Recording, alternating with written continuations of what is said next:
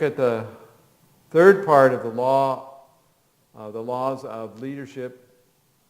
And this is described, the number 10th law is called the law of connection.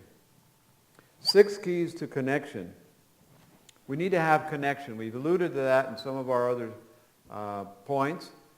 But talk about character. This has to do with, actually a lot to do with character. 6 keys to connection are mentioned as the personal authenticity. In other words, you can't be acting. Some have come to me and stated, I think that the preacher is just acting. This should never be. We shouldn't be acting. We need to be authentic in our presentations and in our personal relationships. And in our relationships, we have a way of putting a barrier around ourselves, of holding people away. And we do that in different ways. We rationalize certain things, and therefore, because others have a different opinion or they might hurt us, we tend to put a barrier. We block them. So relationships has to do with letting others in. A leader is someone who can let, the greater your leadership ability, the more you can let others in. Approachability.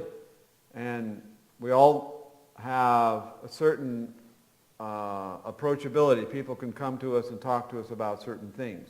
It's always nice when a mother and a daughter can confide and talk with each other about almost anything. That, of course, has its limits as far as ethical relationship is concerned, but it's nice that we can have this relationship and with our parents. And it's not always possible. It's not always been that way. But we should work on that, be approachable, be able to talk to each other, to respect each other's ideas, even though they may be different, coming from a different point of view.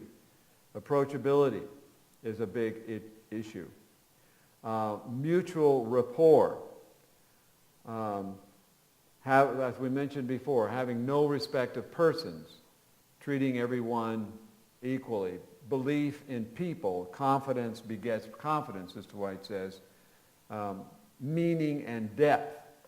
In other words, it says add value. If you add value to another person, they will be your friend. So if being with them adds value to them, then you can have a relationship. If you devalue another person, what happens? There's a separation that takes place. People do not want to be devalued. Now, that doesn't mean you can't be suggestive or even at times critical, because being critical with a loving spirit, with instruction, is beneficial. We need to see things outside of our own view. So the important thing, and this is perhaps one of the most important things about leadership, if you're not adding value to another person's life, how can you be an influence? How can they have a relationship with you of any meaning? So adding value to their lives, giving them their lives meaning and depth is very important. You just can't move people to action unless you first move them with emotion. If people can't get excited about the idea, if they can't get emotionally involved in something, then it's very hard. We talked about the head and the heart comes before the head as far as action is concerned. It must have you must be able to come close to the people. And that's what Sister White says also in a testimony in Review and Herald, January 21, 1909. Adrian, would you like to read this for us? Know that the best way to reach the hearts of such is to come close to them, to kneel down and pray with them and for them. The time has come when we must carry in our lives the influence that the Savior carried in his life.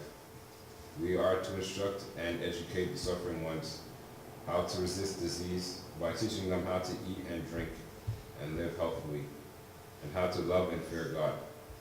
By reading and studying the Word of God, those who in their hearts desire to serve God will learn to discard the habits that are ruining the health of body and soul.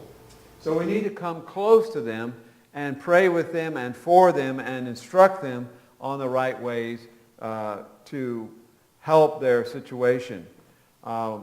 when working in Africa, I've often said we need to teach the men why and the women how. Because in Africa, the women do most of the work. So you can't get a change in society and in that environment unless you get the head, the leadership, the men to understand and teach the women how, because that's the relationship in that society. In general, that is especially in the older societies. In the newer cultures that have been westernized, it's not so much so. But in general, there needs to be a coordination between the theory and the practice.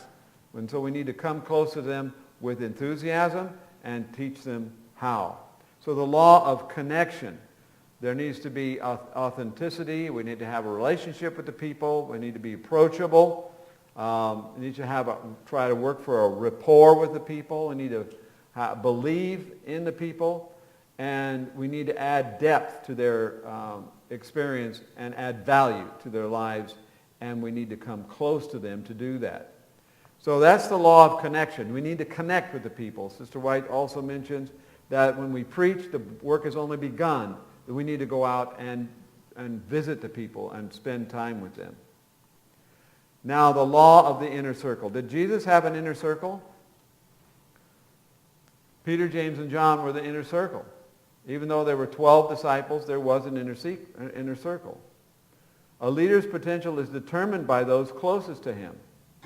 If those people are strong, then the leader can make a huge impact. If they are weak, he can't. That's called the law of the inner circle. So instead of attracting to yourself people that are weak in character, who are less leaders than you are, it would be important for you to try to find people or work with people who can really make a difference in other people's lives. If those people who are close to you are strong, then the leader can make a huge impact. Those who get it almost immediately, and they're often running with it. So we have three kinds of people mentioned here. Those who are skeptical and not sure what to do with it, and another third who start out negative and hope it will go away. Another thing that we need to understand too, that when you have a vision, when you're moving things in a positive direction, I hope it's positive, moving things in any direction, there will always be detractors. Always. If there's a change that needs to be made and change is being made, there will be somebody who wants to stand in the way of that change. But if you give them control over the situation, and that's usually what they want control. They're people who are out of control in their own lives, and therefore they want to control somebody else. And the easiest way for people who are out of control to control other people's lives, to get success, quote unquote, in their lives, is to stop the success of others. And that is what they do. People who are victims seek to stop the success of others. But those who are successful work for the success of others. So if we want to be successful, we need to stand on the right side of that. So what does Jesus say about this? He takes Peter, James, and John and leadeth them into a high mountain apart with himself. John and James and Andrew and Peter, with Philip, Nathanael, and Matthew, had been more closely connected with him than the others and had witnessed more of his miracles. Peter, James, and John stood in still nearer relationship to him. They were almost constantly with him and witnessed his miracles and hearing his words. So Christ had an inner circle. I don't know if I've told you the story about Johnny. If I have, forgive me. But here I'm going to mention it. A missionary goes to a foreign country, and there is a missionary already there named Johnny. Johnny is working with 3 or 4 people at a time, giving them Bible studies and teaching them the Word of God. He's working with a very small group, but this missionary comes from theological school, and he has a different idea. He wants to create a big mission. A tent meeting is proposed, where he's going to have a crusade and draw in as many people from the town as possible and preach the gospel to them and see if they can get converts to the faith. Well, they do that, but Johnny says, I'm sorry, I don't work that way, that doesn't appeal to me, and I'm not going to be a part of it. Well, the man says from the big university, well, that's the way we work, that's what we're going to do. After 7 years of being in that country, He's raised up a big congregation, 300-400 people who are coming to church, and he has to leave. And he goes home and he tells one of his friends, now that I've left, that place is going to die. There's no one to take over. I haven't really trained anyone to take my place. I've been the preacher and the leader and the lightning rod, but there's no one there. But I tell you, I'm really sad for myself, but I have to say that Johnny has been doing his work for these last 7 years, and even before I came there, that's what he was doing. And he has lawyers, he has engineers, he has teachers, he has accountants and other kinds of professional people he's been studying with all these years, 2 or 3 at a time in Bible studies. And these people that he has trained are making a difference in the community, where my work is going to fade into nothingness because I haven't prepared anyone to take my place. They just came to listen to me preach. I didn't involve them in the work. Have you seen similar situations? You've seen similar attitudes? Well, here it says that the law of the inner circle. We talked about being impartial, but now we're talking about something else. We're talking about the inner circle. Are you seeking to make a difference in 2 or 3 other people's lives? Are you taking people close to you? Have you brought in an inner circle? Not for the purpose of showing respect to those people, but for a purpose of coming close to them and helping them make a difference in other people's lives. So there's a difference between being a person of equal respect to everyone and having an inner circle. We can only minister to so many people at a time. And the average is 3. You should think about the 3 that you want in your life. The 3 people who will be most influential, whom you can make a difference in promoting their spiritual development. This is called the law of the inner circle. And Jesus had his inner circle. Now, this is another principle besides the law of empowerment, the law of the inner circle. It's the law of empowerment. Only secure leaders can give powers to others. Only empowered people can reach their potential. So then why do some leaders violate the law of empowerment? Well, they want job security, they resist change, and they have a lack of self-worth. Only secure leaders are able to give themselves away and to give power away, to share authority with others. There's another law under this law of empowerment which I want to mention at this point, and that is you cannot give responsibility without empowerment. You give people responsibility to do something, you also must give them the authority to accomplish it. What happened in the time of Nehemiah? Why hadn't the building project gone forward in Jerusalem? Well, the reason it hadn't gone forward, even though there had been decrees decreeing that it should go forward, it didn't go forward until Nehemiah was given the authority to act as governor of Palestine, of Judea. When he was given the power and the authority, the work went forward. And that's a lesson for us also. You want the work to go forward, you need to empower others. That means you must allow them not only to succeed, but you must give them room to fail. Is that scary? It's scary for some people more than others. Because we're talking so much about perfection, about doing everything just right. When we give people the power to fail, we are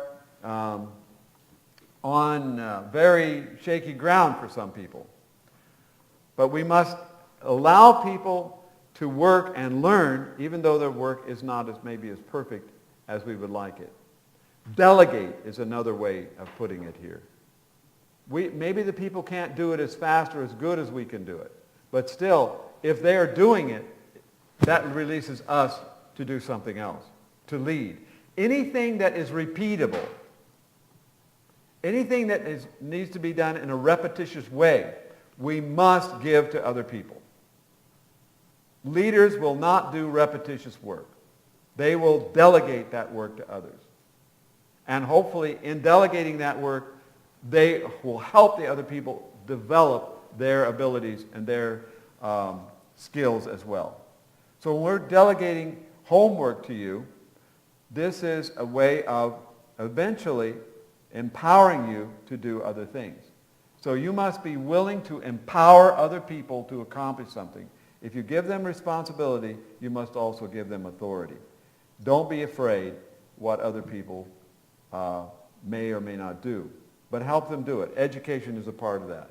And the next law is tied to that. It's called the law of reproduction. The law of reproduction. If you don't empower people, how can they learn to be leaders?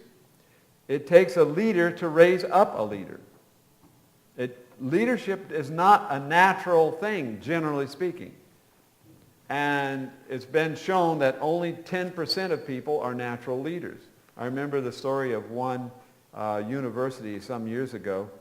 It was a female university, a college for women. They don't have many of those anymore, but there was a college of women. And one of the questionnaires on the application was, are you a leader or are you a follower? Are you a chief or are you an Indian? I guess the question was. And of the applicants, there was only one person who said, I'm an Indian, a follower, and not a chief. And someone in the office, what is the Office of Administration, said, thank goodness for the Indian.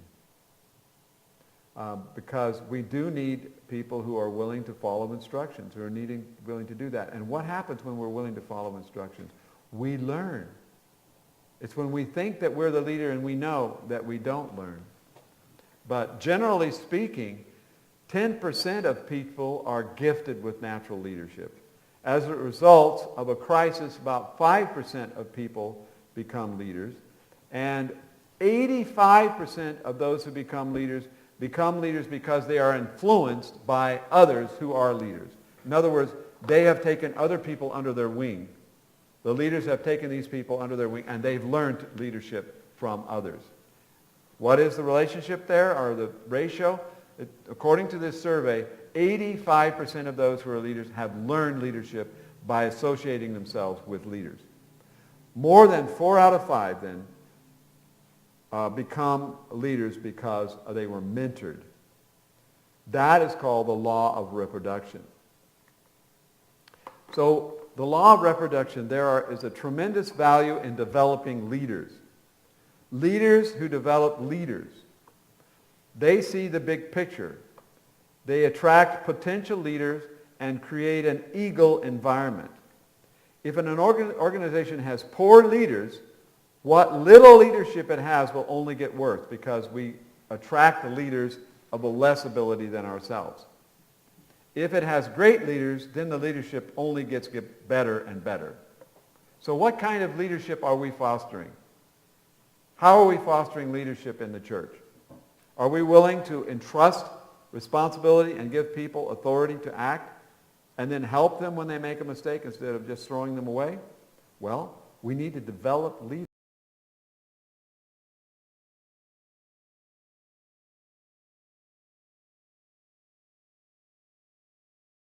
We're teaching you to teach others.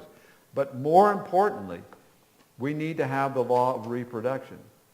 Now, think for a moment. If our idea of teaching others simply stops there, we can only expect addition to growth. We can only grow by addition because we are bringing people in one at a time.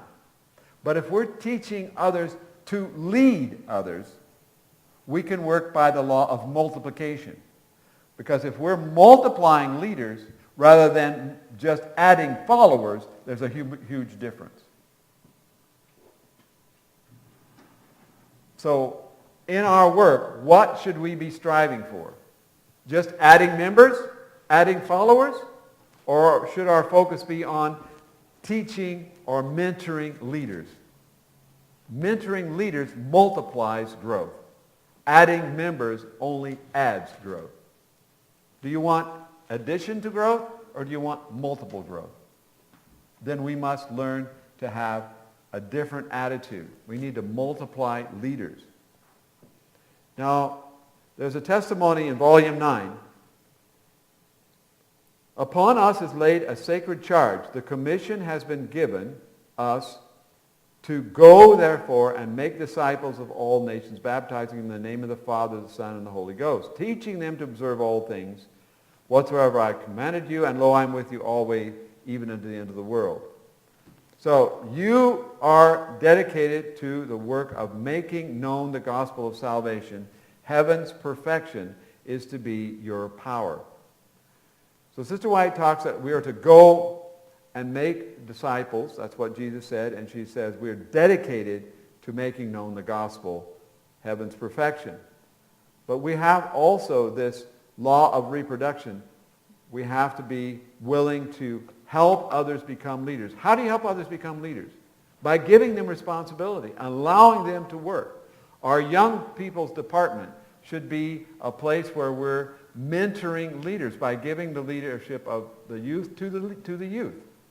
Shouldn't be just us lording it over the youth and trying to protect them and keep them from doing what is wrong, but we need to give them a place to practice leadership among themselves. So this is the law of reproduction. And one thing I like to say about reproduction, when a chicken is trying to raise eggs, right, trying to hatch eggs, what must it do? It has to sit on the eggs, doesn't it? How long does it take to hatch eggs? Do you know? 7, 8 days. Yeah, it takes something like at least, I think, 2 weeks maybe. I'm not sure of the time. But it has to stay on those eggs and keep them warm. You can't have a chicken running from one nest to another nest trying to hatch 2 nests of eggs. Does that work? Will either one hatch? No. So when we're thinking about leadership and reproduction, we have to think also again of consistency, of working with the same people until they can develop. We just can't throw it out a little bit of here and a little bit there. That doesn't work. We have to concentrate on really helping that inner circle of people that we're working with until they come along, until they can actually go on their own. And that takes time. Well, there's another law that we're going to mention now. It's called the law of buy-in. So after reproduction, these laws aren't necessarily leading one from the other. They're different laws that aren't exactly connected, but they certainly have a relationship with each other in some respect. But the law of buy-in is that people buy into the leader and then the vision. And this is an interesting slide because it tells us why some leaders don't last. People don't follow worthy causes, they follow worthy leaders. The leader finds the dream, then the people. The people find the leader, then the dream. So here's leader vision results.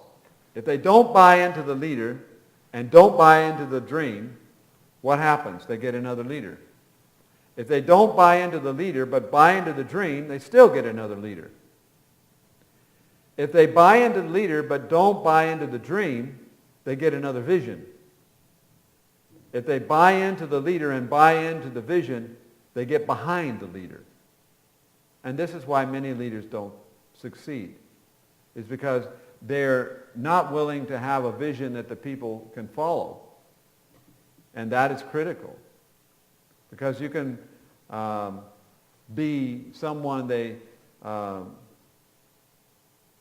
don't have a vision with, but still they'll follow you if they buy into you.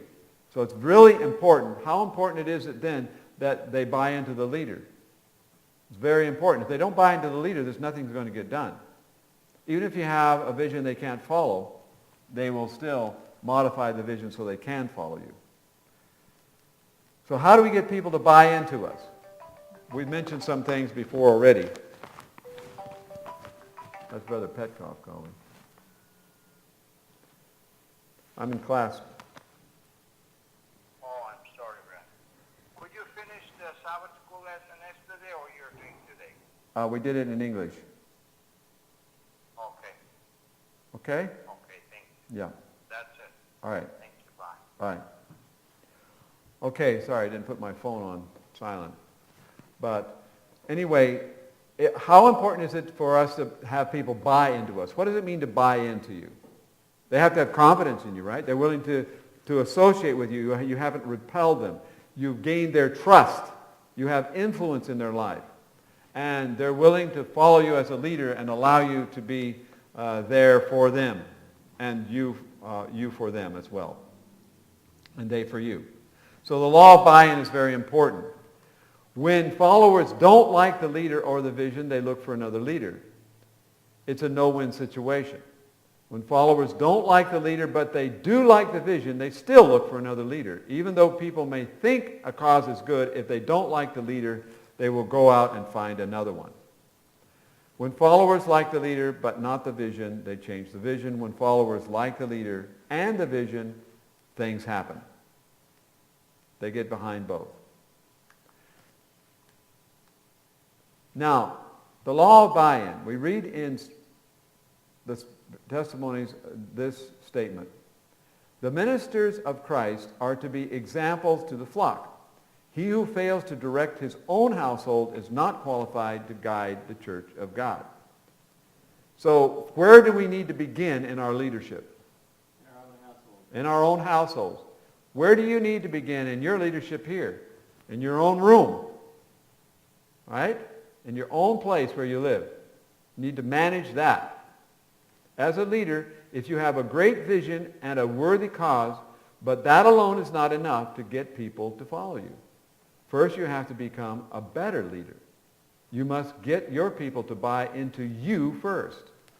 That is the price you've got to pay if you want your vision to have a chance of becoming a reality. When you go out canvassing, when you go out selling, what must you sell first? Yourself. You must be a product. You must be a person that people were willing to talk to. If you can't project that confidence and that love or compassion, people are not going to listen to you. You've got to come into their lives first. And quite often, it's not by getting, you don't get people to listen to you by just appearing, by showing up. That's important. But sometimes you need to be willing to listen, or most of the time, you need to be willing to listen to them. You need to hear them. You need to be willing to understand and accept what they think. Maybe you don't agree with it, but at least acknowledge what they think and acknowledge what they feel. If you can't do that, they're not going to buy into you.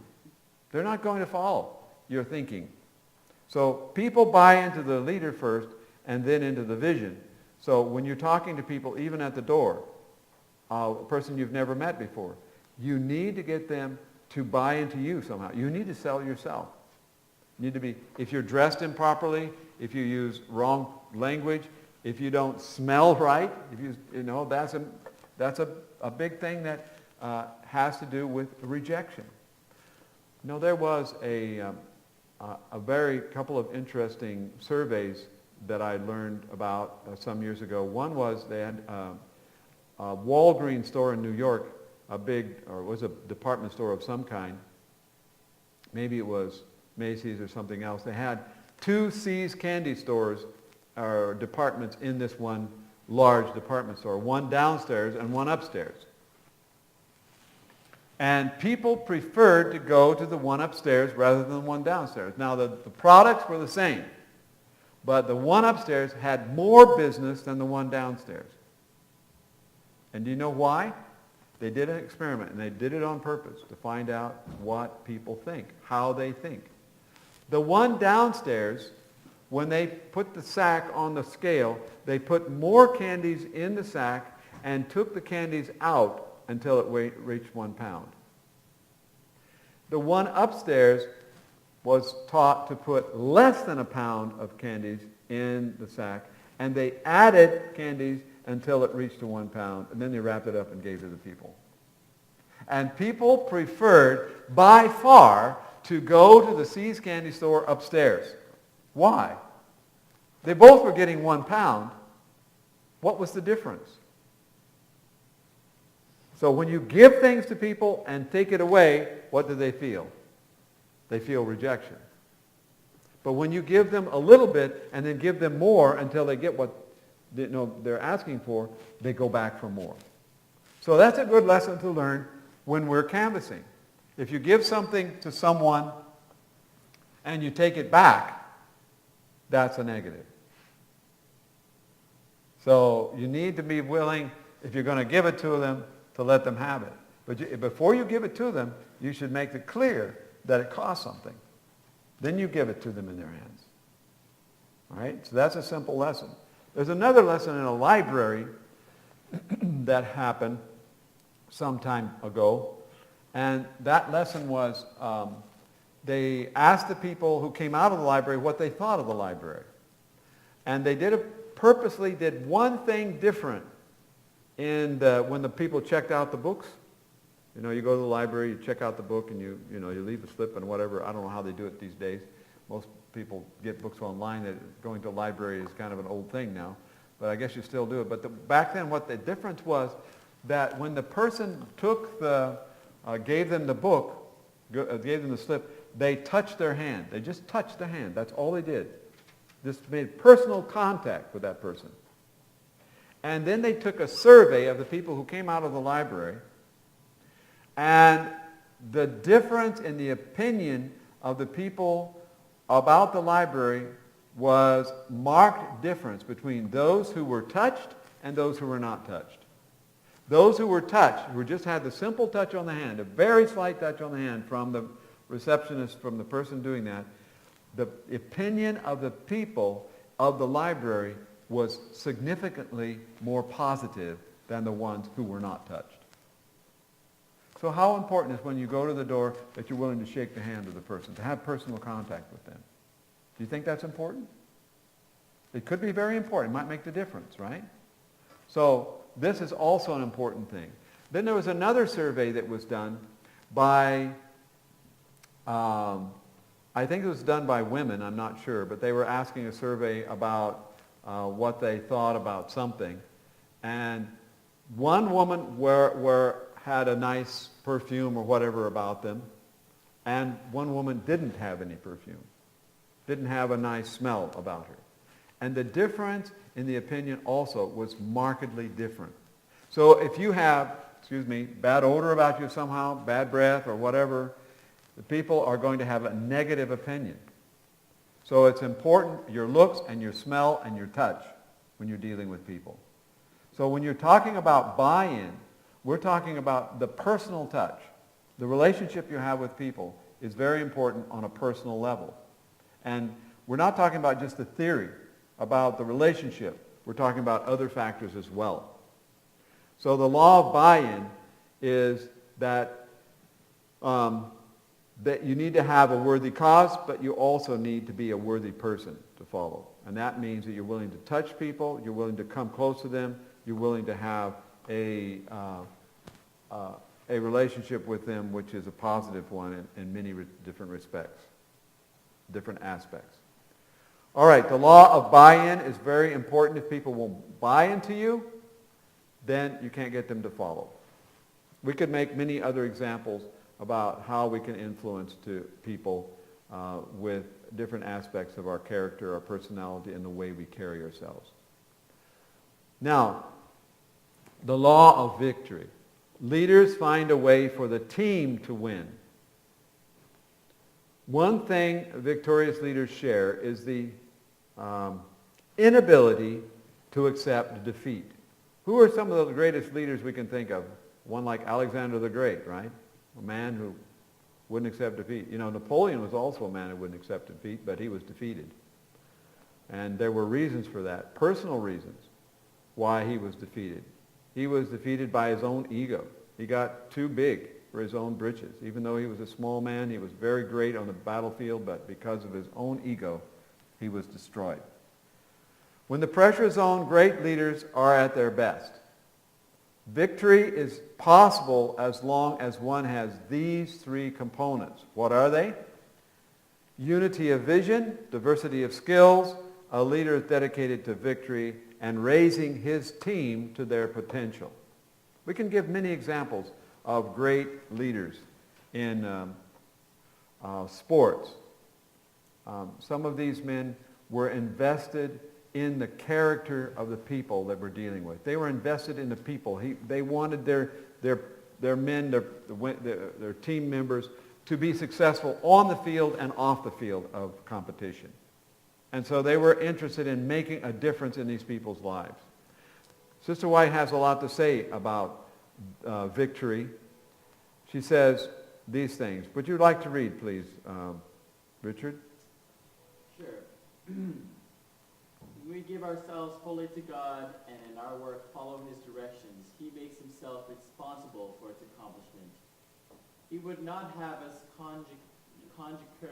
conjecture, thank you, as to the success of our honest endeavors. Not once should we even think of failure.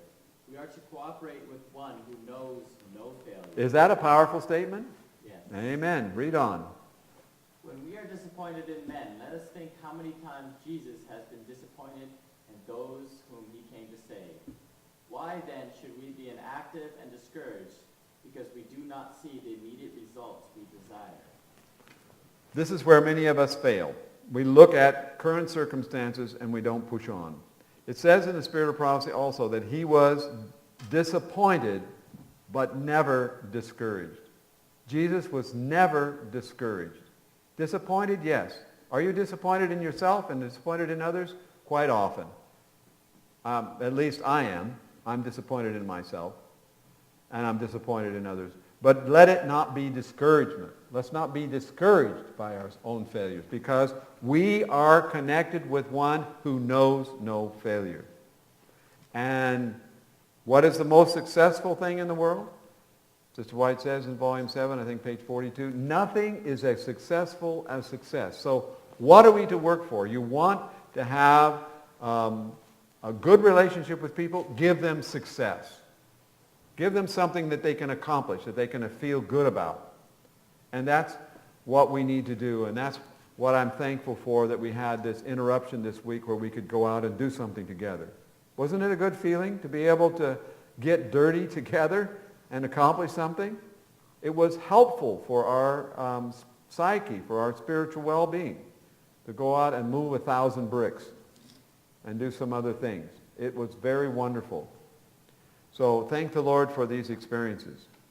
Now, with this mentality, this victory mentality, instead of failure mentality, the success mentality, we create something called the Big Mo.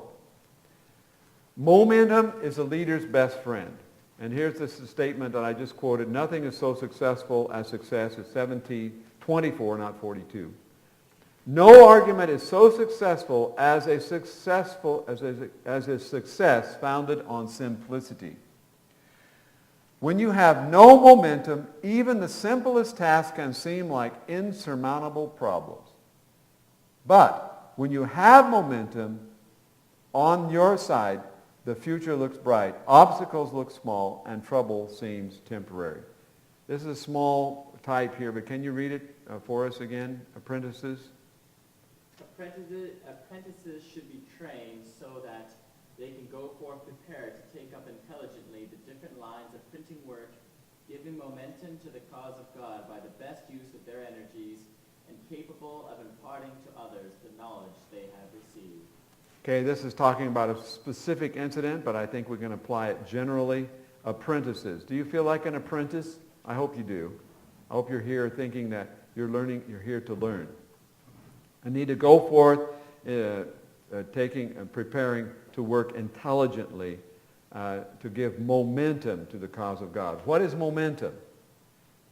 Have you ever seen a freight train standing on the railroad tracks? Have you ever seen it start to move?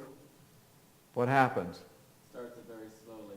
Yeah, the engine has to pull and it goes tung-tung-tung-tung, and then the line down the line, all the trains, all the cars act as something to hold it back, the engine. And it's very hard to get going. But also, it's very hard to stop it. So if you get momentum, the bigger group that you get going, the harder it is to stop. So momentum is very important. When you're making progress, be careful that you don't get in the way of that momentum. Don't stop it. You need to direct it. So get things moving is very, very important. And this is called the law of momentum. Momentum makes leaders look better than they are. People forget about the mistakes. Momentum helps followers perform better than they are. Strong leadership motivates and inspires to do better. Momentum is easier to steer than to start. Getting started is often difficult, but momentum is the most powerful element we have, or change element we can have. Change is only possible with good momentum. If you try to make change without momentum, it's impossible. How can you change the direction of a ship if it's not moving? It's impossible. And sometimes you may be wanting to go in another direction, but it's tied to the berth. It has to first get out into the open water, and then you can steer it in another direction. So it's the same way with the church. You need to get it moving in some direction before you try to make change in another direction. Remember that rule. You need to find a direction everybody can go in, and once it's going in that direction, then you can make change.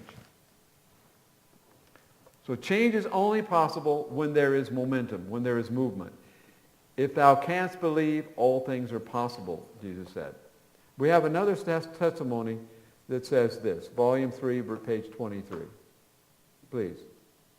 Cause of present truth is suffering from men who are loyal to a sense of right and duty, whose moral integrity is firm, and whose energy is equal to the opening providence of God. Such qualifications as these are of more value than untold wealth invested in the work and cause of God.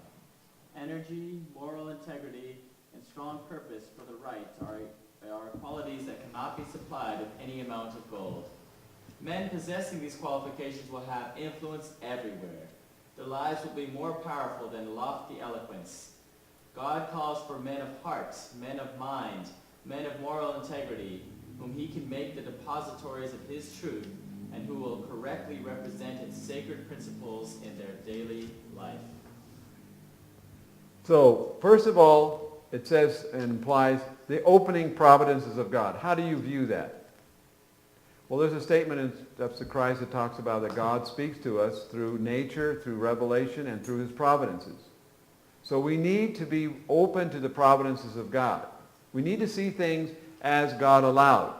I went to one country some time ago, and there was some difficulties and some problems that were there, but we prayed a lot before I went there, and you know what happened? There was really only one person who was the problem. It was causing all the resistance and everything. And somehow the Lord allowed that person to be sick, and they couldn't attend any of the meetings, and everything went beautiful. Sometimes it's like that. The opening providences of God. And we should pray more for the opening providences of God, that he will allow us to recognize those providences as his providence and not his problems. It says energy, moral integrity, and strong purpose. Do we have energy? Do we have moral integrity? Moral integrity in little things, in very small things, is very important. Taking what is not yours, though it be small, is not moral integrity. And we know it, and God knows it. Maybe nobody else knows it. But we need to be faithful in little things if we're going to have power in bigger things. Such moral integrity, strong purpose for the right, are qualities that cannot be supplied with any amount of gold. You can't buy these qualities. Energy, moral integrity, and strong purpose. God calls for such men. Well, now we're going to go after the law of Big Mo, after the law of priorities. We're going to go, after the law of priorities, or after the law of Mo, we're going to go to priorities. But we'll go quickly here to this point, and then we'll take another break before we finish. So after the law of victory, the law of the big momentum, And I think momentum is very important. If you understand that principle, it's huge. It's a huge principle. You can't make change. You can't make progress. You can't go in a different direction unless you can get the ship moving in some direction. Then you can steer it. Now we come to the law of priorities. Do you have priorities in your life? Have you written them down? Have you numbered them? Activity is not necessarily accomplishment. The best leaders get the law of priorities to work for them by satisfying multiple needs with each activity. This enables them to increase their focus while reducing their number of actions. Now this may seem like kind of a nebulous statement, but what we're talking about here is accomplishing the most with the least amount of effort. How do you do that? Well, you have to study the situation. You have to think about what you're doing and ask if every move is important or necessary. I don't know if you've ever heard of John Philip Gilbreth. Have any of you heard of him? He wrote Cheaper by the Dozen. He was one of the first efficiency experts in the United States. He lived in the early 1900s. And he had 12 children because he felt that that was cheaper by the dozen. So they had 12 kids.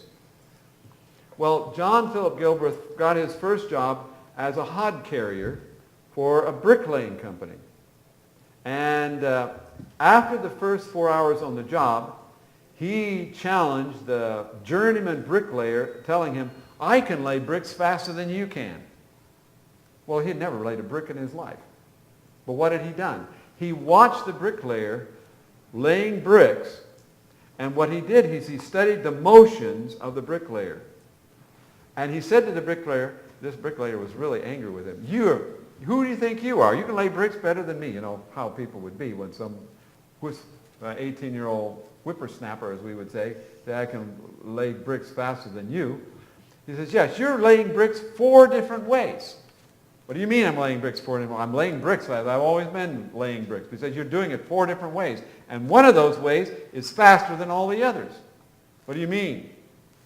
The guy got really angry with him, but he went to the boss. He said to the boss, he says, I can teach you how to build this building 25% faster than you're building it." What do you think the boss thought about that? Probably thought, "Who are you to tell me that?" He says, no, I can show you that we can build this building at least 25%. We can cut down the time by 25%. Are you interested? He says, "Yes, I'm interested. What are you talking about?" And so he showed him how this bricklayer was laying bricks in 4 different ways. And he said, if you'll lay it this way, you'll need this movement, and that movement, and you put it on the pile. You don't need to do this, and that, and the other. You just do it this way and that way, and you put it on. So he showed him how he could lay a brick in 3 movements and put it on the thing rather than 5 or 6. And those movements today are called Thurblegs. Every movement you make is a Thurbleg. And Thurbleg is Gilbreth spelled backwards. That's where we get the word Thurbleg from, Gilbreth spelled backwards. And the boss of that, the manager, the foreman of that job, made all his bricklayers lay bricks like John Philip Gilbreth told them to lay. And they built the building in half the time. They did it twice as fast. And therefore, he started his business of efficiency, of teaching people how to do things efficiently. So we have this statement that we just read about focusing on the activities that actually produce results. Do we do things that don't produce results or just meaningless at times? We're doing things that have no real consequence. They're leading nowhere. If we could direct our steps so that we're focusing on the things that actually accomplish something, we would accomplish twice as much as we're accomplishing right now. The best leaders get the law of priorities to work for them by satisfying multiple needs with each activity. Have you ever seen God work? Many times I've seen and waited for God to work. I've waited years for God to work. I remember one situation I waited 7 years. I prayed 7 years for God to do something. And finally, he told me, believe it or not, he told me, you're the reason it hasn't changed. You need to change. When you change, I'll work. And so I repented, asked God to forgive me. I asked my brethren to forgive me. And in 2 weeks, God did everything. All the thing I've been praying about for 7 years changed. In 2 weeks. It's we who need to change. Quite often, the situation is the way it is because God is trying to teach us something. And when we learn what he is wanting to teach us by his providence, allowing these things to happen, then he will change the situation. When we learn what we need to learn, God will work. So focus on what really matters. I'm sure you've heard of the parental principle. Have you heard of the parental principle? Have we talked about it here? One of Brother Idell's favorite topics. If you focus your attention on the activities that rank in the top 20% in terms of importance, that will give you an 80% return on your effort. So if you take a list, if you make a list of 10 things you want to accomplish, if you choose the 2 most important out of those 10 things, you will accomplish 80% of what you want to accomplish. That's what it's saying. The 3 R's. Requirement, return, and reward. So is this thing required? Is there a return on it? And is there a reward for doing it? Let's look at those principles. What is required? We're all accountable to someone, to somebody. For that reason, always begin with the idea, what is required? Is this thing we're doing required? Secondly, what gives the greatest return? Spend most of your time working in the areas of your greatest strengths. If something else can do it 80% as well as you can, delegate it. Should say if someone else can do it with 80%. If a responsibility could potentially meet that standard, then develop a person to handle it. This is what I was saying earlier. Don't try to do everything yourself. And what brings the greatest reward? Tim Redmond said, there are many things that will catch my eye, but there are only a few things that will catch my heart in courage, energy, and enthusiasm. So we're going to stop here and continue with this law of priorities as we finish our course next time with the next subject, with the next hour, or the next half hour. Okay, we're going to stop here for a moment and pick up in our next section with